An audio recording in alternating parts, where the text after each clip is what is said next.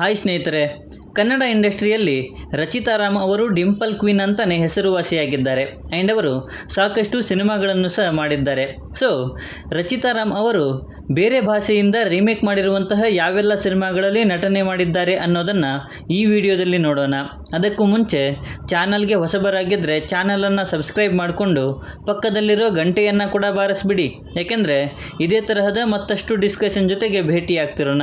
And ಈ video ನಿಮಗೆ ಇಷ್ಟ ಆದರೆ ನಾನು ನಿಮ್ಮ ಕಡೆಯಿಂದ ಬಯಸೋದು ಒಂದು ಲೈಕ್ ಮಾತ್ರ.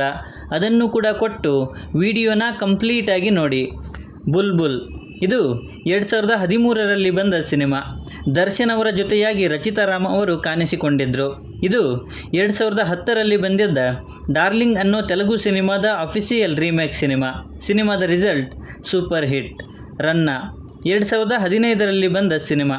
ಕಿಚ್ಚ ಸುದೀಪ್ ಅವರ ಜೊತೆಯಾಗಿ ರಚಿತಾ ರಾಮ್ ಅವರು ಈ ಸಿನಿಮಾದಲ್ಲಿ ಕಾಣಿಸಿಕೊಂಡಿದ್ದರು. ಇದು 2013ರಲ್ಲಿ ಬಂದಿದ್ದ ಅತ್ತಾರಿಂಟಿಕಿ ದಾರ್ಯದಿ ಅನ್ನೋ ತೆಲುಗು ಸಿನಿಮಾದ ಅಫಿಷಿಯಲ್ ರೀಮೇಕ್ ಸಿನಿಮಾ. ಸಿನಿಮಾದ ರಿಸಲ್ಟ್ ಹಿಟ್. ಚಕ್ರವ್ಯೂಹ 2016ರಲ್ಲಿ ಬಂದ ಸಿನಿಮಾ. ಪುನೀತ್ ರಾಜ್ಕುಮಾರ್ ಅವರ ಜೊತೆಯಾಗಿ ರಚಿತಾ ರಾಮ್ ಅವರು ಕಾಣಿಸಿಕೊಂಡಿದ್ದರು.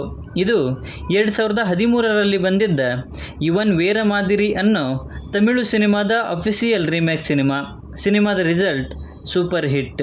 ಮುಕುಂದ ಮುರಾರಿ 2016ರಲ್ಲಿ ಬಂದ ಸಿನಿಮಾ. ಇದರಲ್ಲಿ ಕಿಚ್ಚ ಸುದೀಪ್, ಉಪೇಂದ್ರ ಅವರು ಮುಖ್ಯ ಪಾತ್ರದಲ್ಲಿ ಕಾಣಿಸಿಕೊಂಡಿದ್ದರು. ಜೊತೆಗೆ ಗೆಸ್ಟ್ ಅಪಿರಿಯನ್ಸಲ್ಲಿ ರಚಿತಾ ರಾಮ್ ಅವರು ಕೂಡ ಕಾಣಿಸಿಕೊಂಡಿದ್ದರು.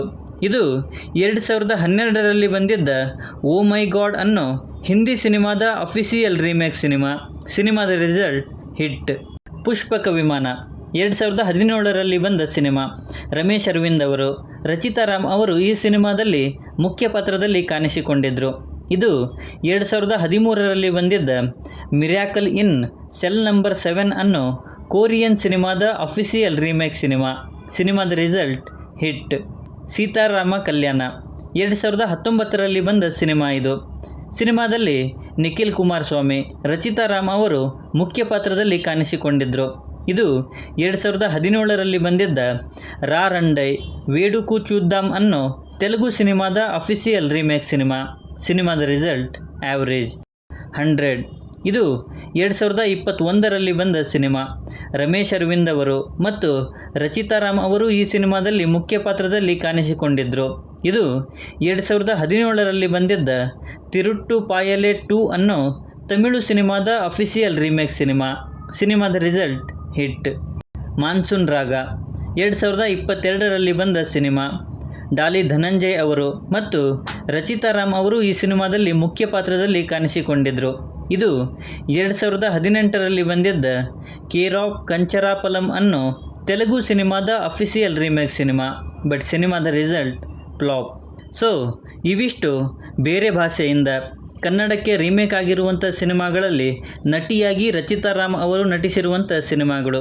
ಟೋಟಲ್ ಆಗಿ 8 ಸಿನಿಮಾಗಳಲ್ಲಿ ಅವರು ನಟಿಯಾಗಿ ನಟಿಸಿದ್ದಾರೆ. ಆ ಸಿನಿಮಾಗಳಲ್ಲಿ 4 ಸಿನಿಮಾಗಳು ಹಿಟ್ಟಾಗಿವೆ, 2 ಸಿನಿಮಾಗಳು ಸೂಪರ್ ಹಿಟ್ಟಾಗಿವೆ, 1 ಆ್ಯಾವ್ರೇಜ್ ಆಗಿದೆ, ಮತ್ತೊಂದು ಫ್ಲಾಪ್ ಆಗಿದೆ. ಸೊ ರಚಿತಾ ರಾಮ್ ಅವರ ಈ ಸಿನಿಮಾಗಳಲ್ಲಿ ನಿಮಗೆ ಇಷ್ಟವಾದ ಸಿನಿಮಾ ಯಾವುದು ಅನ್ನೋದನ್ನು ಕೆಳಗಡೆ ಬರೆದು ತಿಳಿಸಿ.